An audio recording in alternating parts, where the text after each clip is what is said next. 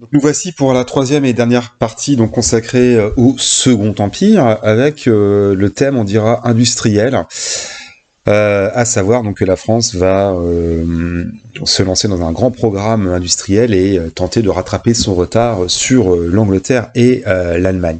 Donc Napoléon III a un rôle personnel, on dira, hein, il entend moderniser la France, c'est un grand modernisateur, et il veut s'inspirer du modèle anglais de la révolution industrielle, hein, sachant qu'on avait dit qu'il avait été en exil quelques années en Angleterre, et donc il a pu, on va dire, voir de ses yeux l'esprit d'innovation britannique.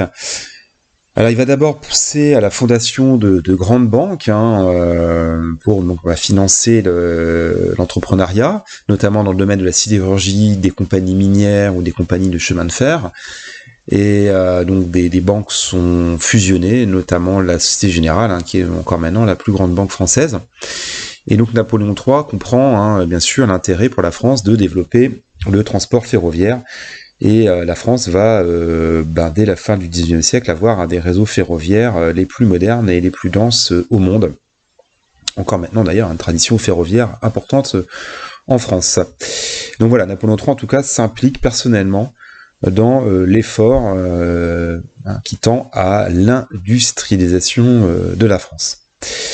Alors revenons rapidement sur quelques innovations industrielles. Donc je ne vais pas faire un cours sur la révolution industrielle, mais on ne peut pas quand même le mettre de côté, voilà, même si on sort un petit peu du contexte franco-français, mais revenir d'abord sur les notions de révolution industrielle, et j'ai bien dit des révolutions industrielles au pluriel, parce qu'on va en distinguer au moins 3, voire 4.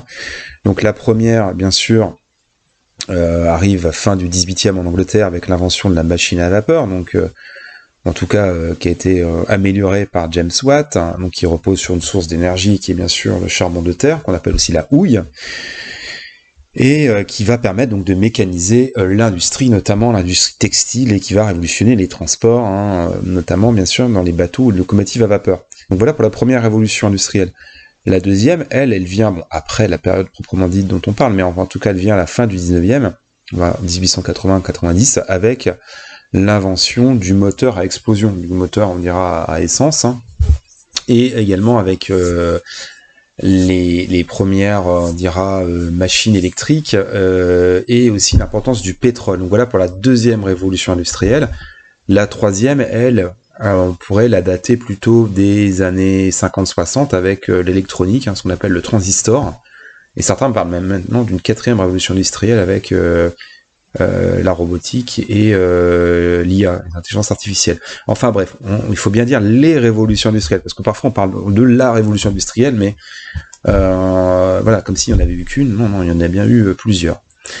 Donc c'est aussi bien sûr à l'époque, donc sous Napoléon III, que les régions du Nord, donc en l'occurrence bien sûr région du bassin minier, ou autour de Valenciennes et de Lens, ou de l'Est de la France, donc en Lorraine, vont devenir des espaces productifs de premier plan. Donc je fais le lien avec le programme de Géo qu'on a pu développer ensemble sur les espaces productifs. Donc c'est à l'époque que de grands foyers industriels vont se développer, notamment bien sûr le textile dans la région du Nord. Je parle à mes élèves de Roubaix. Alors à voir bien sûr aussi que la société industrielle va apparaître, en tout cas des nouvelles classes sociales vont émerger. Alors je vais pas trop développer ces enjeux-là, mais c'est quand même important de le noter, parce qu'évidemment on va complètement sortir du schéma de la France d'Ancien Régime, où on parlait plutôt de société d'ordre, avec le tiers-état, la noblesse et le clergé. Et là on va aboutir à l'essor de 3 classes sociales, alors qui existent plus ou moins déjà, mais qui vont vraiment s'affirmer dans un contexte parfois de lutte. Je vous renvoie aux travaux de Karl Marx, qui va théoriser la lutte des classes. Donc on a, je vais commencer par le bas de la pyramide, les ouvriers, qui vont, on va dire, remplacer la paysannerie comme étant la classe de travailleurs. Donc ils sont souvent à l'époque peu qualifiés, mal payés, avec des conditions de travail très difficiles. Ils travaillent 12 heures par jour, travaillent des enfants, travaillent de nuit, enfin voilà.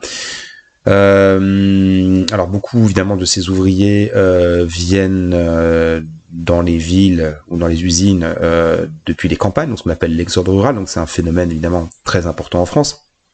Où voilà, fin du 19e, on aboutit à un exode rural, hein, donc les populations des campagnes qui vont aller s'installer en ville. Donc voilà, pour la classe ouvrière qui aspire évidemment à des conditions de vie et à des salaires évidemment meilleurs.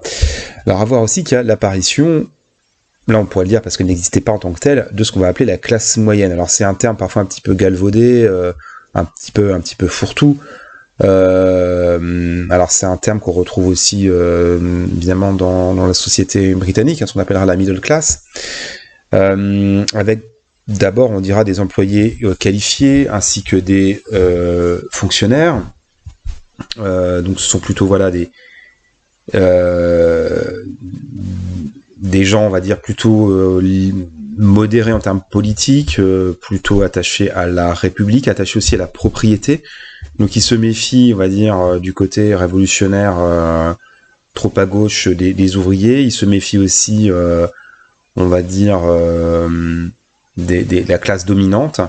Donc c'est une classe moyenne qui va avoir un rôle politique très important, qui va beaucoup peser dans la vie politique française tout au long du XXe siècle.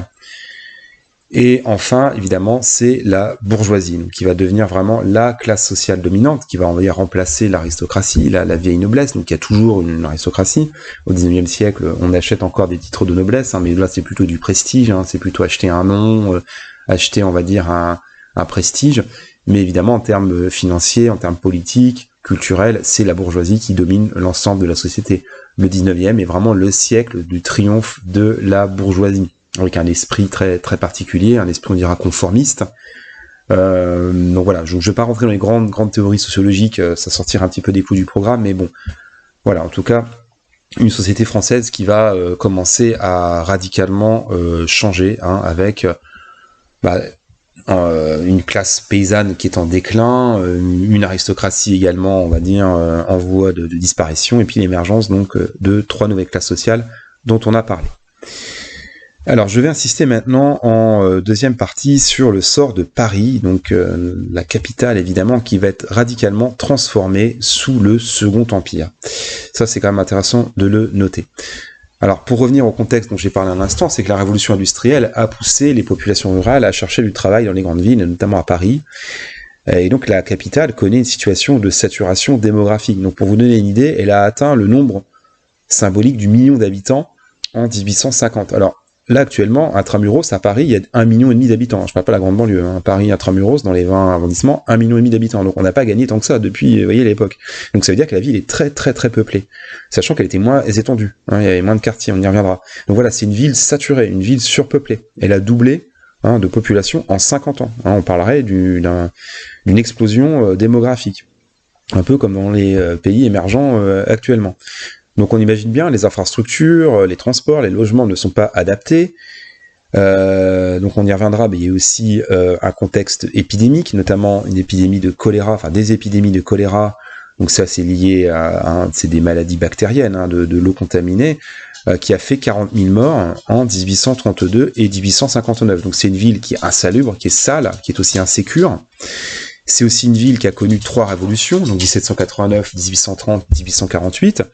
Donc voilà, c'est une poudrière, on pourrait dire. C'est une ville saturée, c'est une ville dangereuse, mais dangereuse aussi pour l'État. Et donc Napoléon III comprend que s'il veut éviter une révolution, il faut rénover Paris. Donc il va se lancer dans un programme très très ambitieux qui va radicalement changer le visage de Paris, donc c'est le visage qu'on connaît actuellement, et il va confier les travaux à un préfet, donc le préfet du département de la Seine, donc il n'existe plus maintenant, hein. Donc à l'époque il y avait un département, on va dire, qui incluait Paris, donc ce préfet qui s'appelle le baron Haussmann, donc il va rester dans la postérité bien sûr, et donc à partir de 1852, donc la capitale va connaître d'immenses travaux, avec 3 objectifs: faire face à l'explosion démographique, assainir et embellir la ville, et aussi mieux contrôler la foule et empêcher les émeutes, hein. En clair, on va mieux contrôler une population dans des grands boulevards que dans des ruelles. Donc les travaux vont durer plusieurs dizaines d'années et vont profondément modifier le visage de Paris. Alors d'abord, les remparts sont démolis, donc les remparts qui vont être remplacés par des boulevards.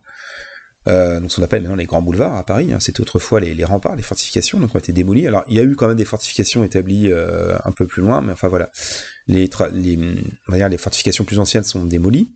Ensuite on perce de larges avenues et également de larges boulevards, donc on détruit des ruelles pour faire place à de larges avenues. Donc si vous voulez voir un peu l'ancien Paris avec des ruelles, il faut aller à Montmartre, hein, qui est le seul quartier de Paris qui a gardé un peu le visage d'avant des travaux haussmanniens. Alors, il y a également la construction de 40 000 logements, les fameux immeubles haussmanniens, donc des immeubles à plusieurs étages, 4 ou 5 étages, hein, plutôt luxueux, avec des grandes fenêtres. Donc l'idée aussi, c'est d'ouvrir à la lumière, d'ouvrir à l'air. On retrouve ce genre de bâtiments aussi dans les centres-villes des grandes villes françaises également, bien sûr.